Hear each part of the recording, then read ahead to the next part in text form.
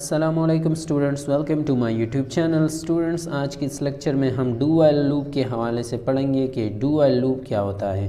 हमने सी प्रोग्रामिंग में लूप्स को स्टार्ट किया था, तो हमने व्हाइल लूप के बारे में पढ़ा था।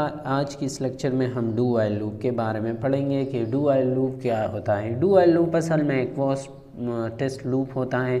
जो होता है वो फर्स्ट टेस्ट इसको इसलिए कहा जाता है क्योंकि इसमें कंडीशन लास्ट में टेस्ट होता है। फर्स्ट स्टेटमेंट एग्जीक्यूट होता है। इसमें अगर कंडीशन फॉल भी हो तब भी एक मरतबा स्टेटमेंट्स एग्जीक्यूट हो जाता है और लास्ट में इसमें कंडीशन टेस्ट होता है। ठीक है, फिर अगर कंडीशन फॉल हो तो दूसरी मरतबा वो स्टेटमेंट एग्जीक्यूट नहीं होगी। ठीक है, व्हाइल में ये होता था कि वो एक प्री टेस्ट लूप है, उसमें कंडीशन फर्स्ट चेक होता था और अगर वो कंडीशन ट्रू रहता तो फिर उसके अंदर जितनी भी स्टेटमेंट्स होती थी वो एग्जीक्यूट हो जाती। लेकिन अगर वो कंडीशन फॉल रहता तो फिर वो स्टेटमेंट्स एग्जीक्यूट नहीं हो जाती। लेकिन डू व्हाइल लूप में इस तरह नहीं होता। डू व्हाइल लूप में एटलीस्ट वन टाइम जो है ना स्टेटमेंट एग्जीक्यूट होता है, चाहे वो कंडीशन ट्रू हो या फॉल हो, एटलीस्ट वन टाइम एग्जीक्यूट होता है। और ये जो है ना ये टर्मिनेट भी तब होता है जब कंडीशन फॉल होता है। जब कंडीशन फॉल हो जाए तब ये लूप जो है ये टर्मिनेट होता है व्हाइल लूप की तरह। तो इसका जो जनरल सिंटैक्स है वो कुछ इस तरह है कि पहले यहाँ पर डू होगा, फिर यहाँ पर इसमें फर्स्ट स्टेटमेंट्स होंगे। मैंने कहा आप लोगों को कि इसमें फर्स्ट स्टेटमेंट्स होंगे, यहाँ पर जितनी भी स्टेटमेंट्स होंगे वो एग्जीक्यूट होते जाएंगे। ठीक है, फिर यहाँ पर इंक्रीमेंटेशन होगी इसके बाद, या जो भी हमने वेरिएबल डिक्लेयर किया हो उसको हम इंक्रीमेंट करेंगे और फिर लास्ट में यहाँ पर कंडीशन होगा व्हाइल, और यहाँ पर कंडीशन होगा जो इस कंडीशन को हम टेस्ट करना चाहते हैं और यहाँ पर सेमीकोलन लगाएंगे। सेमीकोलन इसलिए लगाएंगे क्योंकि इसके बाद कोई स्टेटमेंट्स नहीं होंगी। यहाँ पर ये दोबारा रिटर्न करेगा, बैक जाएगा डू की तरफ, फिर आएगा स्टेटमेंट्स यहाँ एग्जीक्यूट होंगी और फिर इसी तरह चलता रहता है। ठीक है, तो इसको देख लेते हैं। ये इसका जनरल सिंटैक्स है सिंपली। इसको हम एक प्रोग्राम की मदद से कर लेते हैं कि डू व्हाइल लूप किस तरह काम करते हैं। ठीक है, तो चलिए इसको एक प्रोग्राम की मदद से प्रैक्टिकली हम कर देते हैं कि डू व्हाइल लूप किस तरह काम करता है। यहाँ पर न्यू फाइल क्रिएट कर दे, F5 से फुल स्क्रीन कर दे, F2 से इसको सेव कर दे। पहले हम यहाँ पर लिखेंगे, पहले header file hash include stdio.h, इसके बाद मेन फंक्शन, इसके बाद फॉर एग्ज़ाम्पल यहाँ पर हम एक सिंपल प्रोग्राम लिखते हैं। एक वेरिएबल डिक्लेयर करते हैं, उसको इनिशलाइज करें 10 से, और हम चाहते हैं कि ये यहाँ पर एक कंडीशन लगाए डू,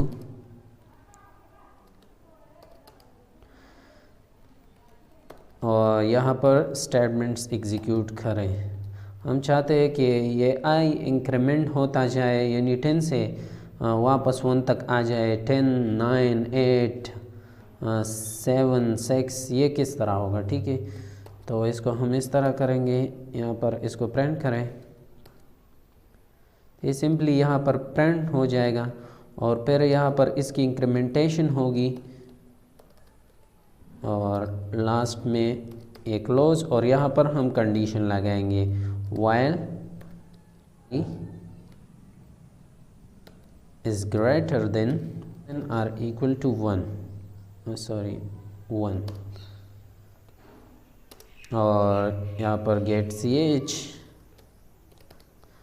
और यहाँ तक हमारा प्रोग्राम ख़त्म। तो ये किस तरह होगा, पहले हमने एक वेरिएबल डिक्लेयर किया इंटीजर आई और इसको हमने इनिशियलाइज भी किया 10 से, यानी आई को हमने 10 वैल्यू दी। यहाँ पर क्लियर स्क्रीन भी लगा दे, CLR SCR, ताकि स्क्रीन भी क्लियर हो।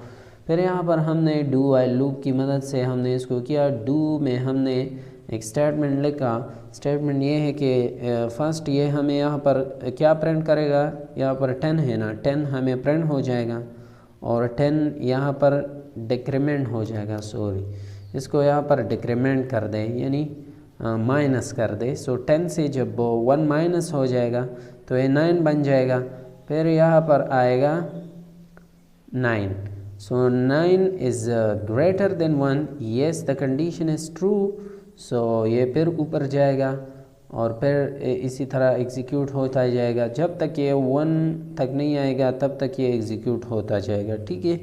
और लास्ट में हमें क्या प्रिंट होगा वो हम देख लेते हैं।